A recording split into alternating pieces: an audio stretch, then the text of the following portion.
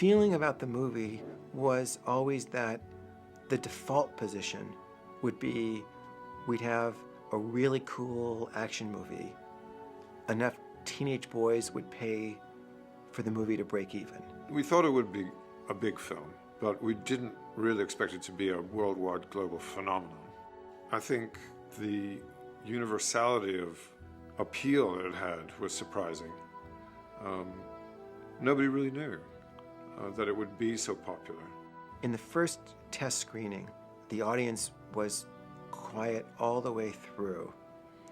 And there's no one who's not sweaty when you've worked that hard that long, and it's hard not to project your fears onto the silence. Every now and then you'd hear some reaction, you'd think, boy, they sure seem with it. And occasionally there'd be some moment. Laughter is a great way to tell when they're with it. Started noticing on little things, the tiniest jokes that Juba and Maximus might make. At the end, thunderous applause, but really the most important thing from that first test screening, by far the most important thing was women liked it as much as men. And that was when we knew we had a chance at the movie really having a great life. Well, the first reaction was fantastic. That was it. I think they knew they had a big one right there. And after that was just minutiae. What about this? What about that? So well, we tried that, we tried that. Do we really need Commodus hacking his father's head on a marble bust, which will now be back in the movie, because that was one of my favorite little bits on him. The Oscar goes to Gladiator. Douglas Wick, David Franzoni, and Bruno Callisto. One of the most exciting aspects of Gladiator is it's maybe my most successful version of a whole team working together. And in almost every aspect, the sum was greater than the parts.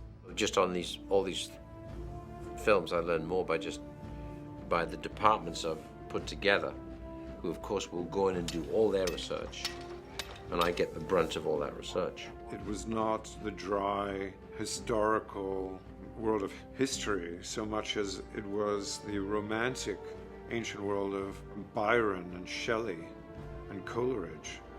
A romance and a yearning for great men who did great deeds. I think it's knowing in your mind how to inhabit that kind of world and that kind of environment.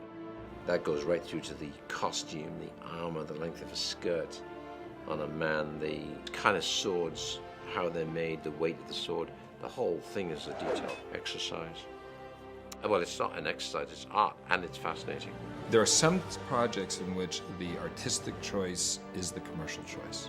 That the reason to do them is to try to somehow elevate the genre. Gladiator just brought, through the music and through Russell's performance, certainly Pietro's cutting, the soulfulness of just Ridley approaching it with the hand in the wheat and the poetic vision there. It just brought a full package that was covering this whole thing in a new way, in a new and very, cinematically luxurious way that really gave people something different, gave a higher experience. There's a central spiritual backbone to the movie, which I think really appealed to people. It reinforces the strength of all the characters. It's one of those magnificent moments in someone's career where everything